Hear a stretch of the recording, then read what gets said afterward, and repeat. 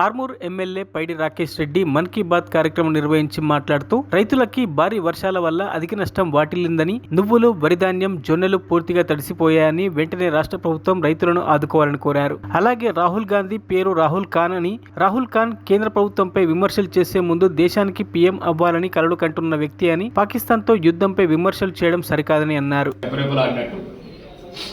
22వ రాష్ట్రం ఇది, 23వ రాష్ట్రం కర్ణాటక. అన్న రాజీవ్ గాంధీ అని అంటారు కానీ మీరు రాజీవ్ ఖాన్ అంటున్నారు మధ్యాహ్నానికి ఏం అర్థం? అదే రాహుల్ ఖాన్, రాహుల్ గాంధీ అని వినొచ్చింది. రాహుల్ ఖాన్ అని నేను ఇప్పటిదాకా గాంధీ వైశ్యస్ కరమ్చంద్ మోహన్ గాంధీ గారు, మోహన్ దాస్ కరమ్చంద్ గాంధీ గుజరాత్ వైశ్యస్. మీ అందరికి ఆర్మూర్ విలేకరులకి ఈరోజు మీరు సరదాగా మాట్లాడుతున్నాం, మంచి మనకు కూడా అవేర్నెస్ వస్తుంది.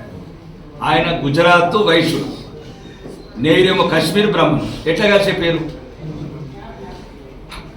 చెప్పండి, మీరనే చెప్పండి. అంటే దొంగతనం చేసిన పేరు, ఎత్తు ఖర్చుకున్న పేరు, అటాక్ చేసిన పేరు, హైజాక్ చేసిన పేరు, మీరు చెప్పండి కదా ఎక్కడ కుదురుతుంది? గాంధీ గారిదేమో గుజరాత్ వైశ్య కమ్యూనిటీ, ఇదేమో కాశ్మీరు బ్రాహ్మణ కమ్యూనిటీ, ఎట్లా కుదిరే పేరు? కాబట్టి ఇది ఈ రకంగా బయటికి రావాలని ఇట్లా మేము అడుగుతుంది. కారణాన్ని వాడికి లేకపోతే నేను రాహుల్ గాంధీ ఎందుకు అడుగుతుంది? అంటే మేము ఇప్పటివరకు లేదు. మరి ఇప్పటివరకు మేమేమంటున్నామంటే మా దేశస్తుడు కాదు, ఒకరిని చెప్తున్నాం, మా మతస్థుడు కాదు. అట్లా మా దేశస్తుడు ఎట్లా అవుతాడు? సోనియా గాంధీ గారు మా దేశస్తురాలు కాదు కదా, మా మతస్థురాలు కాదు, క్రిస్టియన్. అంటే ఇండియన్స్లో అంటే తండ్రిది వస్తుంది కదా. తండ్రి కూడా హిందూ కాడు కదా, తండ్రి కూడా హిందూ కాడు, తల్లి విదేశురాలు. మేమేమంటున్నాం, మా దేశస్థుడు కాదు, మా మతస్థుడు కాదు. మా దేశస్థుడు అంటే సంపూర్ణ భారతీయుడు కాదు. నీలాగా మీ అమ్మ నాన్న ఎట్లయితే ఆర్మూరు ఉన్నారో, మా అమ్మ నాన్న ఎట్లయితే అంకాపూర్లో ఉన్నారో అతను కాడు. తండ్రి భారతీయుడు, తల్లి ఇటలీ దేశస్థురాలు. మా దేశస్థుడు గారు ఒకసారి మాట్లాడుతుంది, ఇబ్బంది ఏముందండి? ఇప్పుడు అడుగడుగులు మా హిందువులను అవమానిస్తే మేము ఎందుకు మాట్లాడకూడదు? ఇప్పుడు నిన్న ఈ విషయం కూడా రాసుకుని మంచుకుంటే ప్రమాణం ఉంటుంది. భారత ప్రధాని కావాలని కలలు కంటున్న రాహుల్ ఖాన్ సైన్యాన్ని ఆ రకంగా అవమానించడం ఏంటండి? ఈయనకెందుకు చూపించాలి ఫ్లైట్లు? ఎవడన్నా సైన్యాన్ని అవమానిస్తాడా?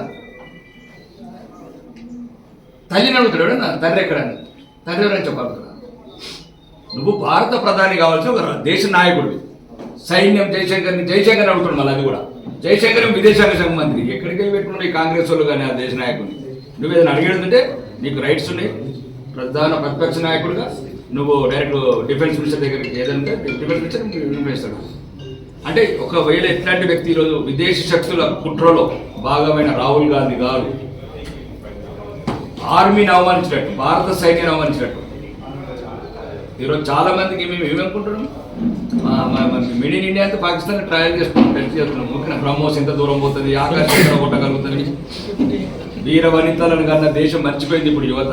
ఝాన్సీ లక్ష్మీబాయి చరిత్ర విని చూసి ఇప్పుడు మేము చూసాం కదా, సోఫియా ఖురేషి 90,000 మంది సైనికులని వదిలిపెట్టిన ఇందిరాగాంధీ నాయకత్వం కాదు కదా, 13,000 మంది సైనికులను చంపినారు బంగ్లాదేశ్ యుద్ధంలో. ఈరోజు బంగ్లాదేశ్ ఏ దేశం గురించి అయితే ప్రాణాలు అర్పించడం, ఆ బంగ్లాదేశ్ పాకిస్తాన్ మిత్ర దేశమైంది. 1 కోటి మందికి సంవత్సరం అంతా ఉచిత రేషను, అన్ని రకాలుగా భారతదేశం సహకారం చేసింది. కాబట్టి ఇక్కడ సుమారు మా ఆపరేషన్ సింధూర్ ఓన్లీ 9 ఉగ్రవాద స్థావరాలు, 11 ఆర్మీ బేస్లు. ఇప్పటికి మీరు బట్టి పాకిస్తాన్ నుండి మిత్రులకు ఫోన్ చేయండి, యూట్యూబ్లో అదేమంటారు వీడియో కాల్ చేయండి. నూర్ఖాన్ ఎయిర్ బేస్, అన్ని ఎయిర్ బేస్ ఏ రకంగా ధ్వంసమైనవి. మొత్తం సుమారు ఒక 11 ఎయిర్ బేస్లను కొట్టాం. 20% డిఫెన్స్ మ్యానుఫ్యాక్చర్స్ కొట్టగలిగినాం. రెండోది అంటే ప్రపంచానికి చెప్పగలిగినాం, ఏ టైంలో 5 నిమిషాలు టార్గెట్ తీసుకుంటే పాకిస్తాన్లో ఎక్కడంటే అక్కడ కొట్టగలుగుతాం. రెండోది ఎదుటోడికి కూడా విపత్తు చూడగలిగినాం. చైనాది మెడ్ ఇన్ చైనా ఎట్లుంటుంది, మెడ్ ఇన్ టర్కీ ఎట్లుంటుంది, అవి కూడా చూడగలిగినాం. మరి ముఖ్యంగా ఈ భారతీయులు కూడా చెప్పాల్సింది అదే చెప్తున్నాం. ఇంకా మనకు ఏదైతే శత్రు దేశాలు ఉన్నాయో ఆ దేశాలతో కొద్దిగా మనం ట్రావెలింగ్స్, పర్యటనలు, ఎందుకంటే నువ్వు పర్యటన చేసిన టర్కీకి ఇచ్చిన పైసలు ఆయుధాలతో మన సైనికులను చంపుతున్నాడు. కొన్ని ఆలోచించాలి భారతీయులు, తెలివైన వాళ్ళు, చదువుకున్న వాళ్ళు. కాబట్టి ఈరోజు ముఖ్యంగా కర్రెగుట్టలో వామపక్షాలు కేంద్ర ప్రభుత్వం ఖనిజ సంపద కోసమే ఎన్కౌంటర్ జరుపుతుంది అంటున్నారు కదా, దానిపైన ఒకటి మేము చాలాసార్లు నేను ఇప్పుడు ఇంటర్వ్యూలో కూడా ఈ మధ్యన బాగా ఇంటర్వ్యూలు వస్తున్నాయి. నక్సలైట్స్ సుమారు 1947 మన తెలంగాణలోకి వచ్చినాం. జైత్యాల చైత్రయాత్ర అని ఇంకా శ్రీకాకుళం వెళ్ళినాయి. అప్పుడున్న పరిస్థితులు వేరు, ఇప్పుడు ఆధునిక భారత్. అప్పుడు ఆ పరిస్థితులు ఆ కాలమానం ప్రకారం అది కరెక్ట్. కానీ కరెక్ట్ అంటే ఆశయం కరెక్ట్, ఆచరణ కరెక్ట్ అని అన్నమాట.